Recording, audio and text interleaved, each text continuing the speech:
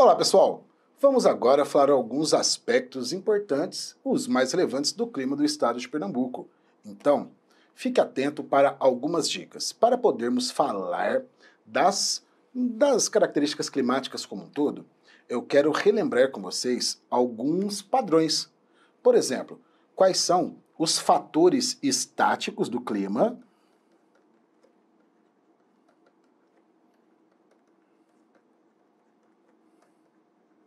e também os fatores dinâmicos.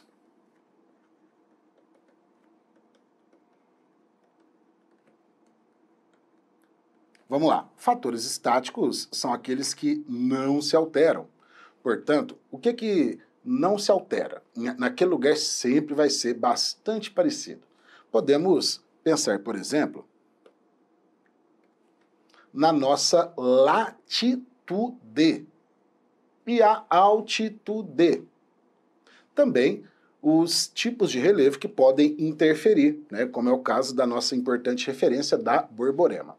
Então eu quero que você guarde dois dos principais fatores estáticos, tá? Basicamente quais são? Latitude, altitude e relevo.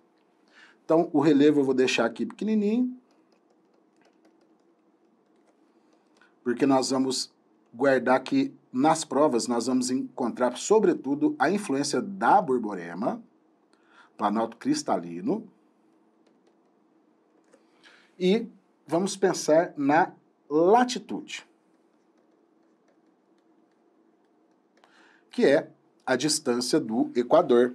Então, o Equador é latitude igual a 0 graus. Sobe para o norte e em direção ao sul. Então, imagine, né, aqui o nosso Equador, latitude 0 graus. E temos os trópicos, né, o trópico de Câncer e o trópico de Capricórnio.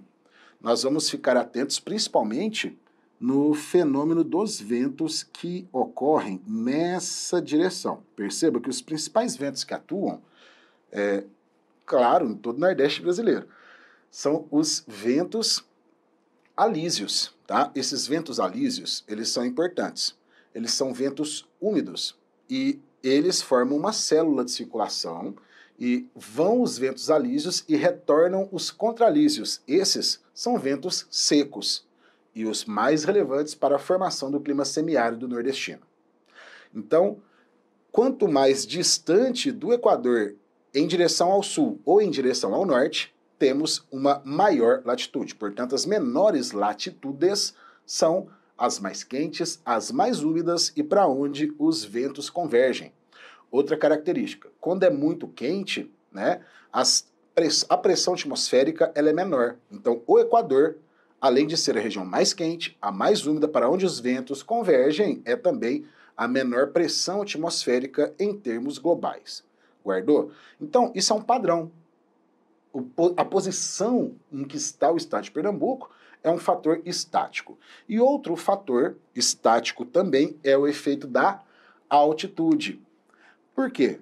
Nós temos um padrão bem simples. Quanto maior a altitude, menor a temperatura. Fácil isso, né? Quanto maior a altitude, menor a temperatura em graus Celsius. Isso vai explicar por que as superfícies cimeiras do Planalto da Borborema são as temperaturas mais amenas, tá? Sempre que você aumenta a altitude, a temperatura cai. Tranquilos? Então, olha só, guarde esses dois fatores estáticos porque são essenciais. Agora vamos falar dos fatores dinâmicos. São aqueles que nós não temos um padrão, não temos um controle e tudo pode acontecer. Os principais fatores dinâmicos, tá? Tem um que nós não vamos estudar diretamente, tá? As maiores influências, que é a proximidade do oceano. Então, eu quero que você pense nas massas, não só de ar, tá? Mas nas correntes marítimas. Então, eu vou colocar aqui, ó, correntes marítimas.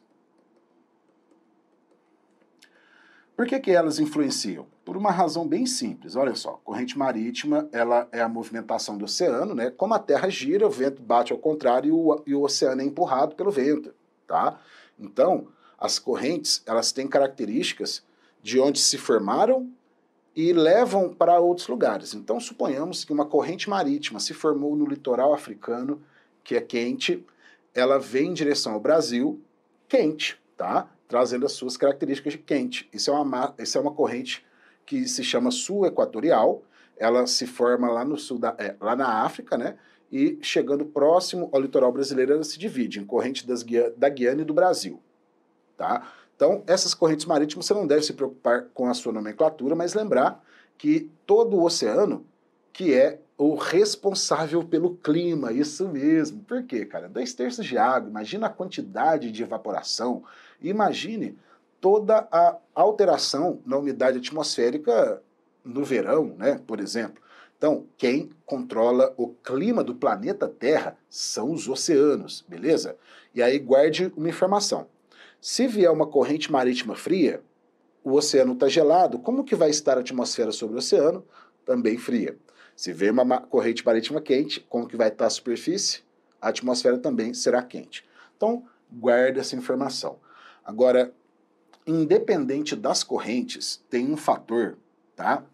Que tem a ver com eles, só que eu vou colocar ele aqui no intermediário, que ele está para um fator ligado à posição. A posição estática, né, que está próxima ao mar, faz com que aconteça um fenômeno chamado maritimidade.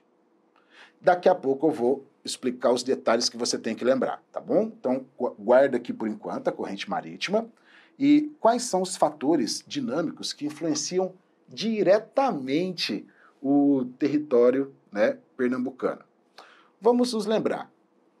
As massas de ar, que são a circulação atmosférica,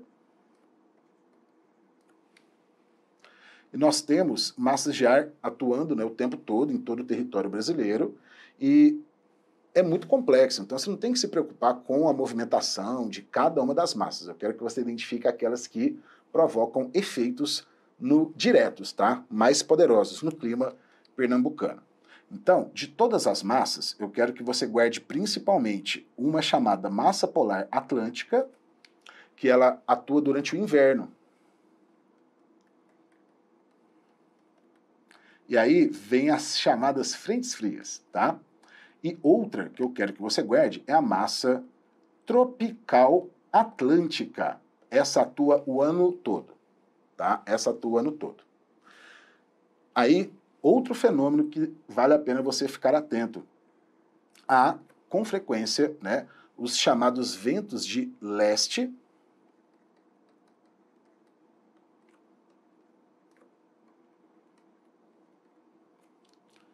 que são os ventos oceânicos, tá? Eu vou colocar aqui ventos oceânicos.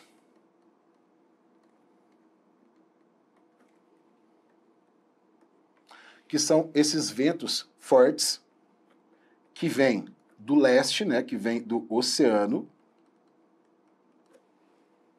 principalmente, e eles são um fenômeno que tem uma baita capacidade de provocar tempestades.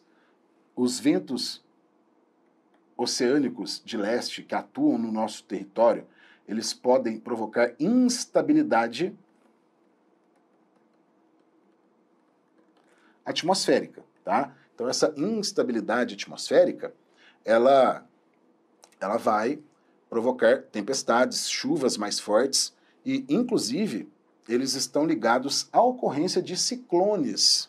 Ciclones, isso mesmo, que não acontecem no território brasileiro, raramente, tá? Pode até acontecer, mas normalmente onde temos atuação de ciclone costuma ser, principalmente na região sul do Brasil, um tipo chamado extratropical, como aconteceu, por exemplo, em 2020 teve um caso de um ciclone bomba, que foi uma grande massa de ar fria, né, decorreu desse ciclone que gelou todo o sul e também no território brasileiro como um todo caiu a média da temperatura, tá? Então, instabilidade chuvas, tempestades, variações abruptas. E até ciclônicas. É que os ciclones não quero que você se preocupe, porque eles não acontecem no território, tá? No território emerso, não vamos nos preocupar com ele, mas eu quero que você se lembre dos ventos. Alguns lugares falam ventos do oeste, mas tecnicamente é melhor vento do leste, tá? Não se preocupe, se você encontrar na prova vai ser este vento, que é o quê? Ele atua durante os meses de abril até julho. Então, neste período de inverno, principalmente no mês de junho, ocorrem, eventualmente, fortes chuvas que podem provocar destruições e alagamentos, beleza? Então, guardou a massa de ar, guardou os ventos oceânicos e, olha só, o tipo de chuva. Porque tem dois tipos principais de chuvas que ocorrem. Uma é muito característica do Planalto da Borborema ou das regiões de Chapada, né? Por exemplo, já vou mostrar uma imagem, tem muitas chuvas provocadas pelo relevo. Então você pode encontrar na Chapada Sedimentar do Araripe, você pode encontrar no Planalto Cristalino da Borborema, que são as chuvas orográficas, que são as provocadas pelo relevo, que não permite a passagem da massa de ar. E também temos as chamadas chuvas frontais, que é o resultado do choque de uma massa de ar quente com uma massa de ar fria. Aí vai ocorrer um choque térmico e fortes chuvas, fortes tempestades. Existem também as chamadas chuvas convectivas, ou chuvas de convecção, que são as chuvas comuns, né? Aquelas que nós entendemos como chuva. A água evapora, chega lá no alto, resfriou, né? Aí ela condensa e precipita.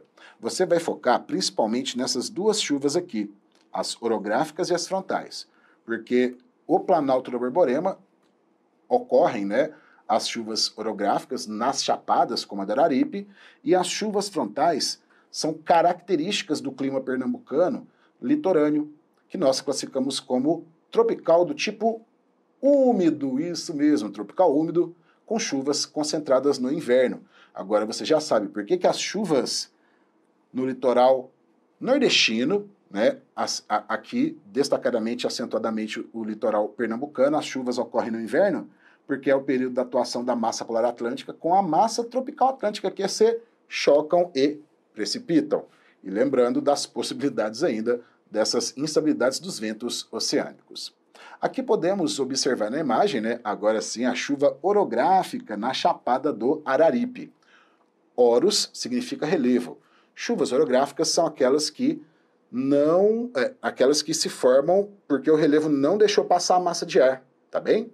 Então, guardou chuva orográfica na Chapada do Araripe, se lembra ali do município de Araripina, né, Polo Gesseiro, que a Chapada do Araripe é o paraíso do arqueólogo devido às suas formações rochosas monumentais, tá? Então, aqui nós temos os 3 tipos de chuva. Quais são os que você vai memorizar?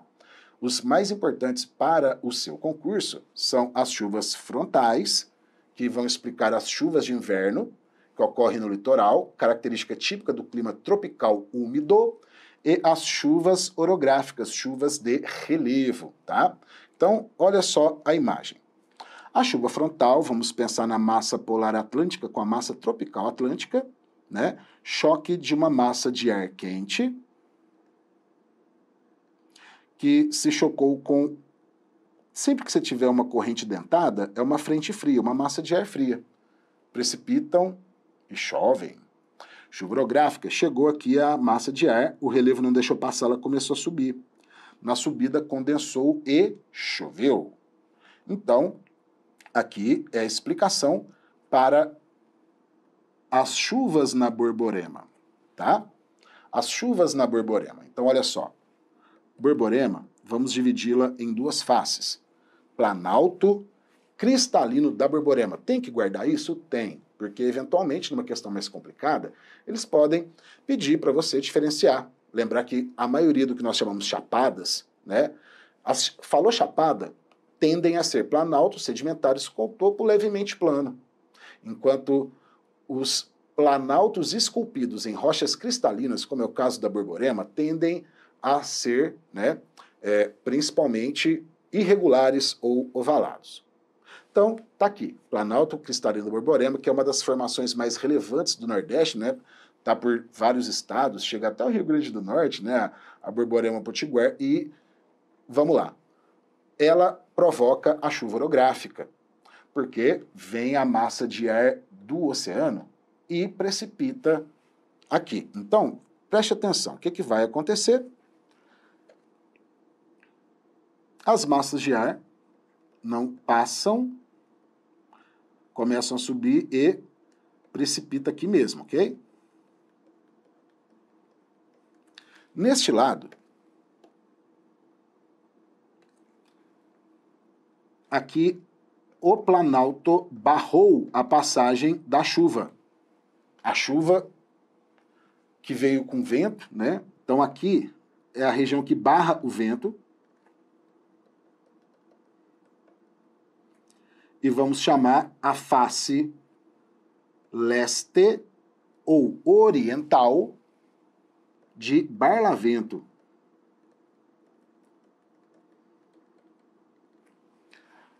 O outro lado não passará a umidade, ficará seco. Ah, veio chuva com esse vento? Não, só tá vento. E nós chamamos de só tá vento o lado da face que não choveu e ficou seco. Então, onde que nós temos as maiores pluviosidades? Na face leste oriental e nas superfícies cimeiras da Borborema. Guardou isso? Aproveitando o ensejo, vou voltar aqui para outra dica dos fatores, que é o seguinte, a proximidade do oceano. Eu comecei a falar, mas eu não concluí. Muito obrigado pela compreensão, pessoal, desculpa, tá? Mas vamos evitar confusões e só voltar aqui, tá? Você viu ali o mecanismo da chuva, o fator dinâmico. Agora, eu quero falar daquela importância da proximidade do mar. Para falarmos da proximidade do mar, eu quero, então, que você entenda o fenômeno que nós chamamos de maritimidade.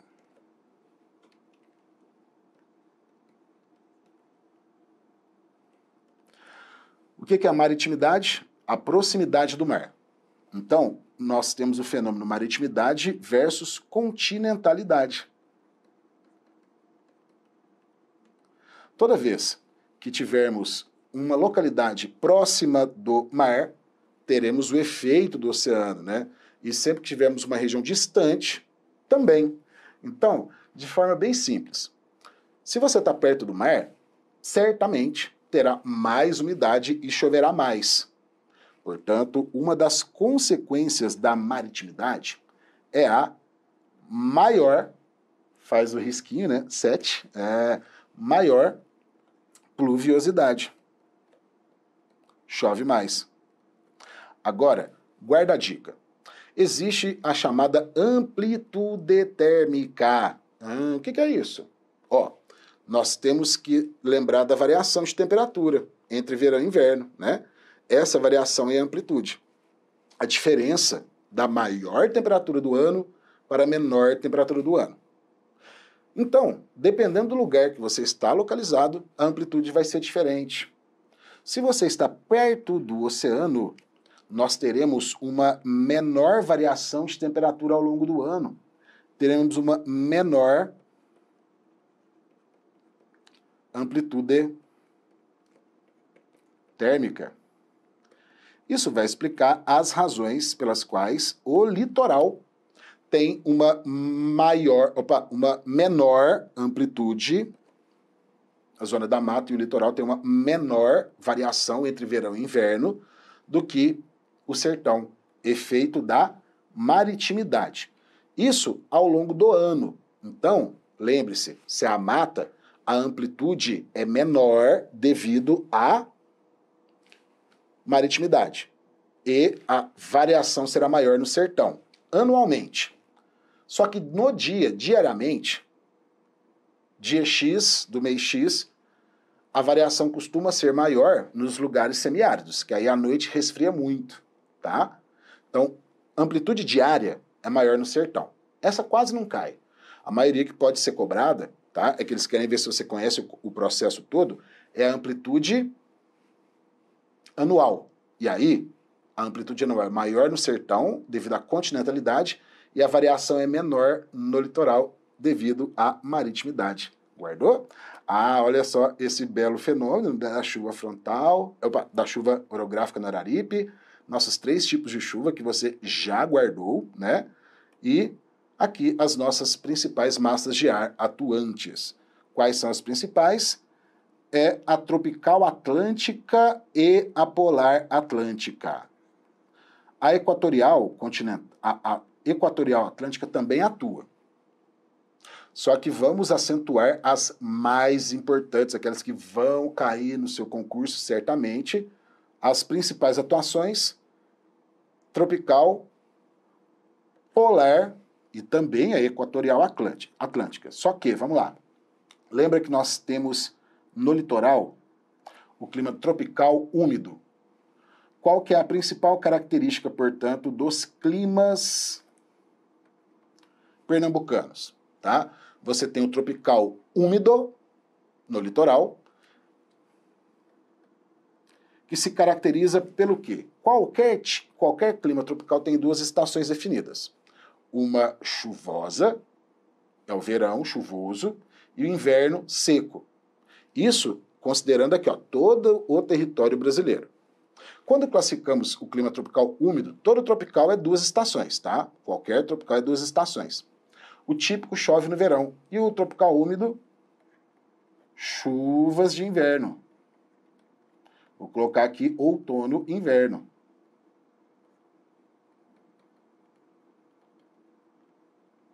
Por quê? Principalmente porque no inverno a massa tropical atlântica está atuando, principalmente aqui, que atua o ano inteiro, né? E é quando choca com a massa polar atlântica. Choque de massa de ar frio com choque de massa de ar quente, chuvas frontais, beleza? E, claro, lembrando da influência do oceano, maritimidade, que vai fazer a quantidade de chuva ser maior e a variação anual menor. Ah, fácil agora, né? E lembra também dos ventos que agem de abril a julho, aumentando a instabilidade? Então, aqui eu quero que você lembre-se do chamado fenômeno El Niño, que influencia o clima do sertão, todo o Nordeste brasileiro e o sertão pernambucano sofre muito. Por quê? Lembrando, o El Niño não é um fenômeno que acontece no Brasil. No Brasil são consequências desse fenômeno que rola no Oceano Pacífico. O Oceano Pacífico, isso é um padrão, ele aquece anormalmente. Não sabe o porquê que acontece isso, com certeza. É um dos fenômenos mais estudados hoje. Nós temos noção que, lembra dos ventos alísios? Os ventos alísios sopram para o Equador e os contralísios, né, sopram ao contrário. O contralísio é seco e um dos principais responsáveis pela formação do semiárido. Então, olha só. Sabe-se que quando tem El Niño, os ventos alísios sopram devagar. Então, o vento sempre empurra o oceano, né, a superfície vai empurrar a água para baixo, a água gelada vem para cima. Esse é um mecanismo. Venta, empurra a água quente para baixo, a água fria vem para cima. Isso chama ressurgência. E aí, sabemos que quando tem El Niño, os ventos sopram mais devagar e não acontece esse movimento de ressurgência no oceano. Isso é o que nós identificamos. E mudou toda a dinâmica climática, porque onde chove fica seco, onde seca fica chuvoso. Por quê? Não se preocupe com os detalhes, só quero que você conheça, tá? Então, o El Niño é o quê? O aquecimento anômalo das águas do Oceano Pacífico. Então, El Niño, aquecimento do Pacífico Sul, do Oceano Pacífico Sul. Aí, olha só o desenho. Aqui nós temos correntes ascendentes e correntes desse esquema é global. Então, quando essa célula atmosférica desce, onde tem a descendência, seca. Então, ó, onde a seta sobe, fica mais chuvoso e onde a seta desce, fica mais úmido. Então, perceba que a seta desce, a área de ascendência dessa célula de ar é, olha só, na parte ao norte do Brasil. Então, na Amazônia e no Nordeste brasileiro, ocorrerão fortes secas. A Amazônia, que é muito úmida, vai secar, e são épocas que os incêndios naturais são mais recorrentes, possivelmente. Lembrando que a maior parte deles são antrópicos, mas existem, claro, os naturais. E agora, a seca nordestina, que já é muito seca, vai ficar mais esturricada, mais seca ainda. E isso tem implicações, além de sociais, econômicas, né? Então, guardou? O El Niño, ele não tem uma regularidade. Não dá para falar assim, antes pensava que era de 2 em 2 anos, depois pensava que alternava. Hoje, sabemos que o padrão de comportamento é imprevisível. Nós prevemos com alguns meses de antecedência. Então, passam eventualmente anos sem El Niño e depois pode acontecer 2 El Niños com um intervalo curto de tempo. Quando não é El Niño, a condição normal é a La Nina, que é o contrário. Tá? Na verdade, né, é o contrário. Não as condições normais, é o contrário. Se no El Niño aquece o Pacífico, a La Nina resfria. Se o El Niño faz o estado de Pernambuco ficar mais seco, La Nina chove. Tá? O que pode cair é o El Niño, justamente porque é um fenômeno que, quando há o registro, percebemos o forte impacto no polígono das secas nordestinas, especialmente aqui no nosso caso, então, o nosso sertão pernambucano. Beleza? Então, guardou o El Niño, tem influência, e olha só, esse conjunto aqui que você está vendo, não se preocupe com esse detalhe, é só um aprofundamento, tá um bizuzinho aí, tá? Chama células de Hadley, senão vai cair no seu concurso regional, só em concurso para professores, coisas que são mais específicas, tá? Não esquenta a cabeça. Então, chamam-se células de Hadley, tá? E existem outras, que eu vou mostrar para vocês, chamadas células de Walker, que funcionam com esse mesmo mecanismo. Toda vez que temos células de ar descendentes, formam uma região seca. E é isso a principal razão da formação do semiárido nordestino. Não é o El Niño, tá? É outra célula, chamada de Walker, que compõe, né, as condições para ficar seco o semiárido.